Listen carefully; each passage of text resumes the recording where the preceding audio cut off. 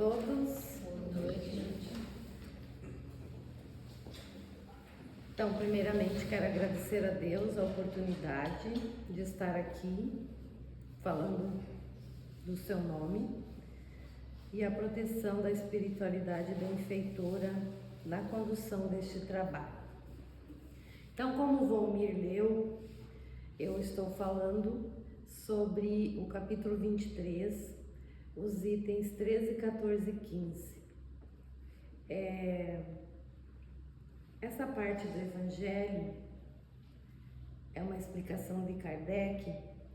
Ele nos traz um dos temas mais profundos de reflexão sobre o Evangelho segundo o Espiritismo, quando ele fala muito na força invencível da verdade.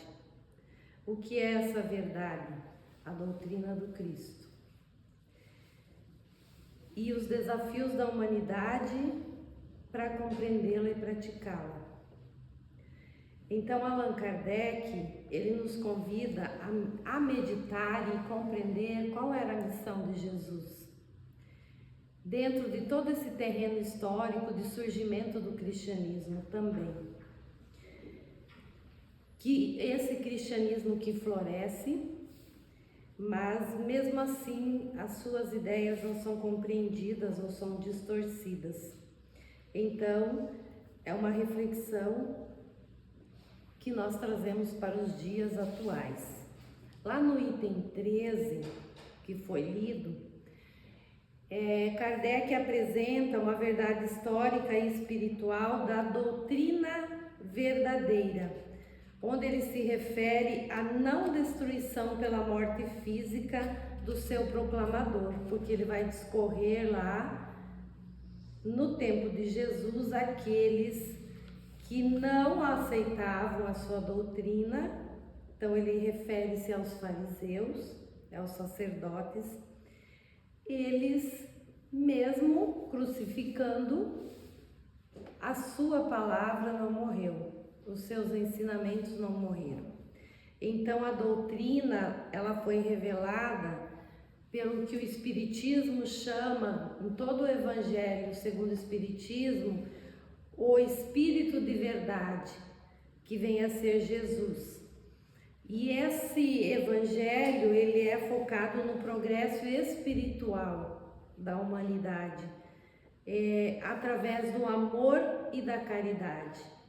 Então Jesus veio proclamar os ensinamentos que foram confrontados diretamente naquele momento em que ele estava vivenciando a sua vida, levando os seus ensinamentos. Era um afrontamento aos abusos cometidos pelos fariseus, escribas e sacerdotes, que eram líderes religiosos apegados ao interesse comum, ao poder, do que a convicção verdadeira. Então Cristo, mesmo assim, sobreviveu e cresceu e triunfou. Por quê? Porque Cristo veio trazer a moral, e a moral afrontava esses poderosos naquele tempo. E Kardec nos leva a refletir por quê. Por que ele triunfou? Por que a verdade prevaleceu a todos aqueles que o precederam? E aí nós podemos nos remeter ao Livro dos Espíritos, na questão 621, onde os espíritos superiores nos ensinam que é o progresso, é a lei divina e que a humanidade caminha inevitavelmente para a verdade. Nós só entenderemos a verdade e a doutrina do Cristo quando progredirmos moralmente. Portanto, as trevas, elas podem resistir, os interesses podem se opor, mas a verdade, ela está em consonância com os desígnios de Deus. Ela sempre vai prevalecer. Emmanuel, na obra O Consolador, faz uma referência na verdade uma pergunta. Se devemos considerar o Velho Testamento como a pedra angular da revelação divina, qual a posição do Evangelho de Jesus na educação religiosa dos homens? Mas aí o que nós vamos entender por revelação divina? Lá bem no início do Evangelho segundo o Espiritismo, Kardec discorre todo do que seria essa revelação divina, o que foi revelado por Deus. Então nós podemos entender primeiramente Moisés, que era a justiça, em outro tempo Jesus, que vem a ser o amor, e a verdade, que contempla o Espiritismo. Então o Velho Testamento é o alicerce da revelação divina, é o início, é o que dá início. No tempo, o que nós temos no Velho Testamento? O tempo de Moisés. O Evangelho é o edifício da redenção das almas. Como tal, devia ser procurada a lição de Jesus, não mais para qualquer exposição teórica, mas visando cada discípulo ao aperfeiçoamento, ou seja, o Evangelho do Cristo não é apenas um entendimento do Evangelho ou da doutrina, mas sim ele deve servir para o nosso aperfeiçoamento. Por isso que no Espiritismo Jesus é o nosso modelo e guia.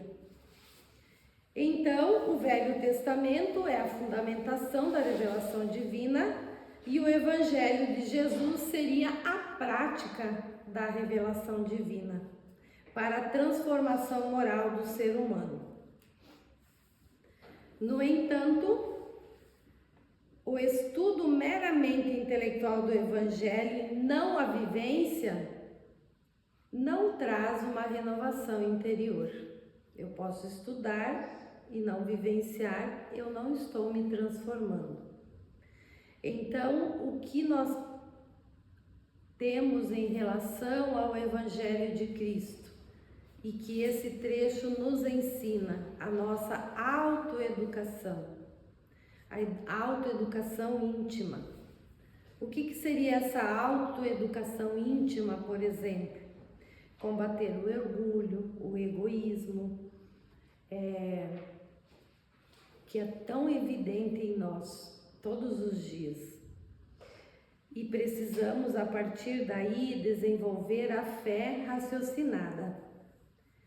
Kardec contempla essa ideia do autoconhecimento, da autoeducação, ao afirmar que Jesus é o nosso modelo de perfeição moral. Ele é o único modelo de perfeição moral para a humanidade terrestre. E a sua doutrina não era apenas um conjunto de ideias, mas sim ela representava as leis divinas. Dentre elas, nós temos a lei de causa e efeito, nós também podemos entender a lei de caridade, a lei moral. E então nos perguntamos, quantas vezes na nossa vida pessoal tentamos matar algumas verdades que nos incomodam, quando nós olhamos para nós mesmos? Quantas vezes resistimos às transformações que o Evangelho nos propõe? A história nos ensina que toda resistência à verdade é temporária, o que foi lido aqui no trecho, no item 14 e 15, que o que está em harmonia com Deus permanece, mesmo tudo ocorrido, ele permaneceu. Então, ele continua nos trazendo essa explicação, falando que nós podemos refletir e fazer uma análise histórica, e quando Kardec faz referência a Jesus e Sócrates, ou Sócrates e Platão, que ambos ensinaram doutrinas elevadas. Sócrates semeou numa terra não lavrada, assim, mas então por que ele não foi tão compreendido numa terra de tanta sabedoria que era a Grécia Antiga? E que Jesus recebeu uma missão no tempo propício. Como que nós vamos entender isso? Que Deus é tão perfeito, tão organizado, que é como se Ele criasse uma pedagogia, uma forma de ensinar a humanidade em seu tempo. Então, no tempo de Jesus, o paganismo já estava em declínio. As crenças, havia muitas crenças, se pensava num profeta, se esperava um Messias, mas Sócrates e Platão, voltando lá na Grécia, eles já haviam preparado esse terreno, porque eles já falavam dessa vida espiritual em seus ensinamentos, lá na filosofia. Quando Jesus veio, era como se a humanidade já estava mais preparada, não totalmente, mas já compreendia um pouco melhor. Então, Platão e Sócrates, eles prepararam o terreno cultural e moral do Ocidente. É como se eles tivessem preparado o terreno para quando chegasse o tempo de Jesus. Aí é interessante pensar, quem já conhece e ouviu falar de Platão e Sócrates, eles já mencionavam a imortalidade da alma, quando Sócrates, por exemplo, ensinava que o homem era uma alma encarnada e que antes de nascer já existia o mundo espiritual, já existia no mundo espiritual. Também defendiam que as almas passavam por sucessivos retornos ao corpo físico para progredir nos dois planos da vida. Sócrates também afirmava ouvir frequentemente a voz do seu daimon, que ele chamava daimon, que era como se fosse o nosso anjo da guarda. Comentavam sobre o desprendimento do espírito, também sempre se referiram às consequências entre o bem e o mal, e que a morte, ela não libertava o homem. A morte não libertava dos vícios, mas sim ela libertava, ela seria após a morte o que você foi aqui. E se você for fazer as leituras filosóficas de Sócrates e Platão, até hoje você talvez não as compreende. Mas Kardec consegue colocar isso no seu estudo.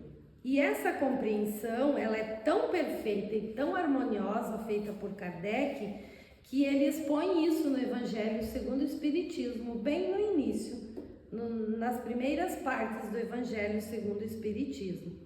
E ele coloca que Sócrates e Platão são os precursores da ideia cristã e do Espiritismo.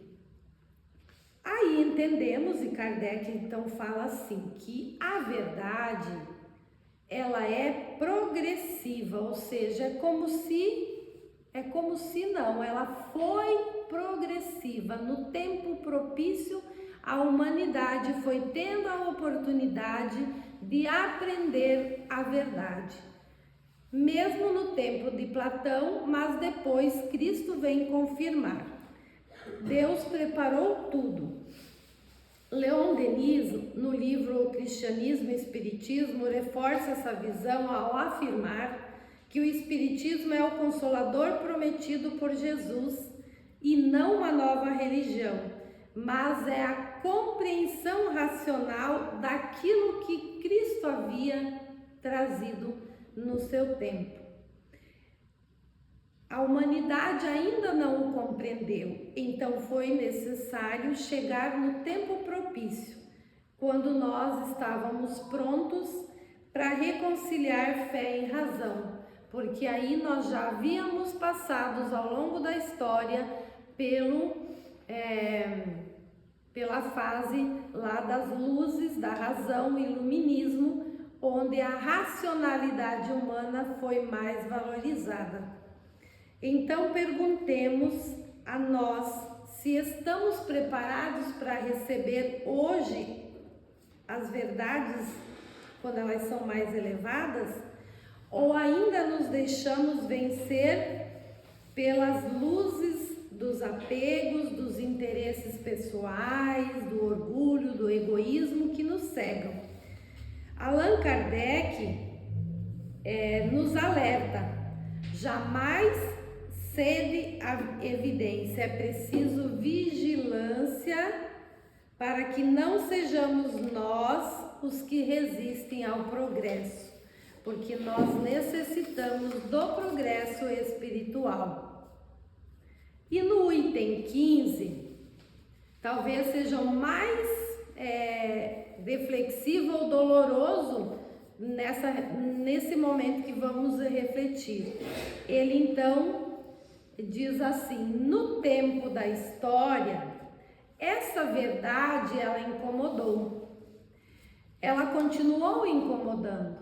Então, incomodou no tempo dos fariseus, passou-se vários séculos e ela continuou incomodando. Mas incomodou de que forma? Quando os cristãos passaram a utilizar o cristianismo a seu favor. Também nós podemos perceber que cristãos passaram a ser perseguidores e, em nome da fé, praticavam o mal. Também no decorrer da história, nós vemos que passamos, por conta disso, pela não compreensão da verdade do Cristo, por guerras religiosas. Então nós tivemos ali, se você for analisar pela história do século XVI ao século XVII, nós tivemos muitas guerras.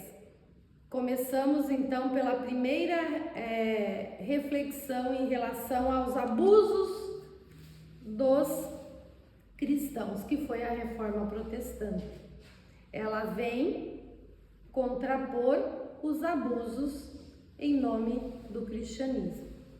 Aí surge a Contra-Reforma, mas aí nós tivemos outras guerras na França, contra católicos e protestantes, que eram chamados os huguenotes, a noite de São Bartolomeu. Então foram vários conflitos entre católicos e protestantes. Mas enfim, em nome do Cordeiro sem mácula, que cometeram muitas atrocidades.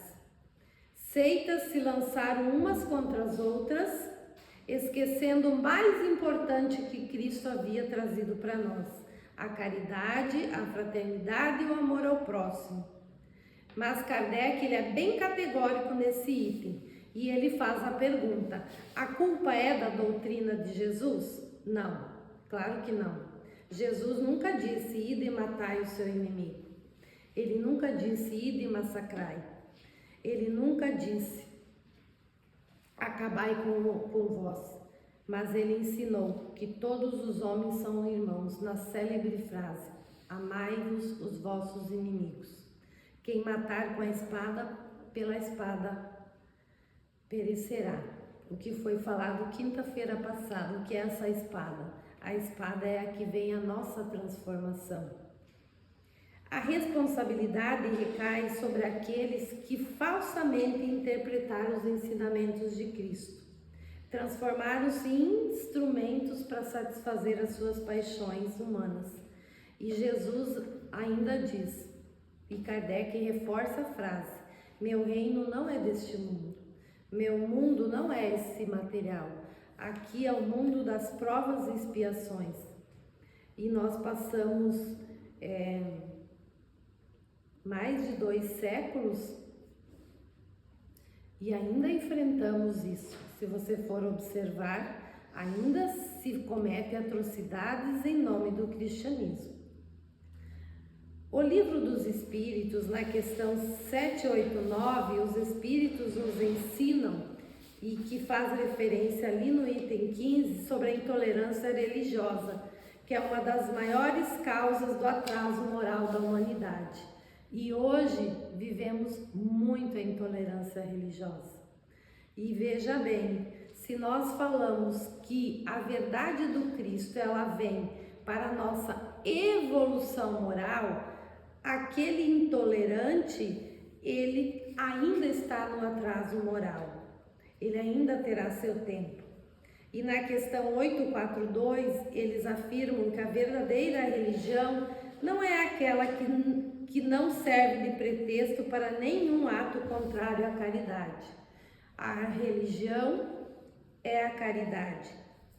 Joana de Ângeles, na psicografia de Divaldo Franco, no livro Em Após a Tempestade, nos lembra que o fanatismo religioso é sempre expressão de orgulho e ignorância, quando não aceitamos a crença do outro, ainda estamos orgulhosos e ignorantes. Aquele que verdadeiramente compreende o Evangelho, ele jamais pode odiar, ele não pode perseguir, ele não pode condenar. E nesse item 15, Kardec conclui com uma reflexão bem interessante. Apesar de todos os abusos cometidos em nome do cristianismo, ele ainda saiu puro de todas as provações.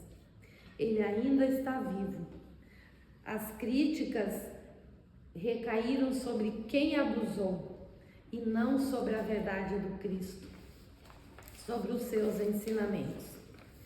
E lá no finalzinho ele tem a frase: se o cristianismo fosse mais bem compreendido e mais bem praticado, isso não se daria. Que o cristianismo advém de Cristo, então todo cristão é aquele que crê no Evangelho de Cristo. Essa frase, ela ecoa até os nossos dias, ela é muito presente. O Espiritismo surge precisamente para que nós possamos compreender melhor o Evangelho do Cristo. Nós podemos compreender a doutrina do Cristo, o seu Evangelho, sem dogmas, sem interpretações distorcidas, sem rituais, não tem necessidade. Eu preciso apenas viver o Evangelho do Cristo. Então, para finalizar, que já está dando meu tempo, o que esses 3 itens nos ensinam? Primeiro, a verdade do Cristo é invencível. Ela venceu por toda a história. Pode haver perseguição, pode haver interesses pessoais, pode haver resistência, mas jamais irá destruí-la. Que a verdade do Cristo, essa verdade, essa revelação divina, ela foi progressiva, ela se revelou no tempo certo, no tempo em que a humanidade estava preparada para recebê-la. Então, o Espiritismo chega no tempo em que a humanidade consegue fazer a fé raciocinada, ou seja, raciocinar sobre o Evangelho e os ensinamentos do Cristo, que é a nossa base. A verdade exige prática, então de nada adianta eu ler o Evangelho, conhecer o Evangelho se eu não viver ele. De nada serve chamar Jesus, falar de Jesus, se eu esqueço de fazer a caridade, que era o que ele propagou. Então o Espiritismo, ele nos convida a sermos cristãos, não apenas no nome, mas na ação, como André Luiz cita no livro Nosso Lar. O Evangelho do Cristo, ele não foi feito para ser admirado, mas para ser vivido. E nós precisamos evoluir muito ainda para vivermos exatamente o Evangelho do Cristo. Então, irmãos, que possamos sair daqui hoje com o compromisso de compreender melhor, de tentar praticar os ensinamentos de Jesus, que não distorcemos os seus ensinamentos, que não condenemos, que sejamos tolerantes, que não dividimos a sociedade e que sejamos sim instrumentos de paz, de fraternidade e de amor. E as únicas forças capazes de transformar o mundo é a fraternidade e o amor. Que a paz de Jesus esteja em nossos corações para todos sempre. Agradeço a atenção de todos e seria isso a mensagem.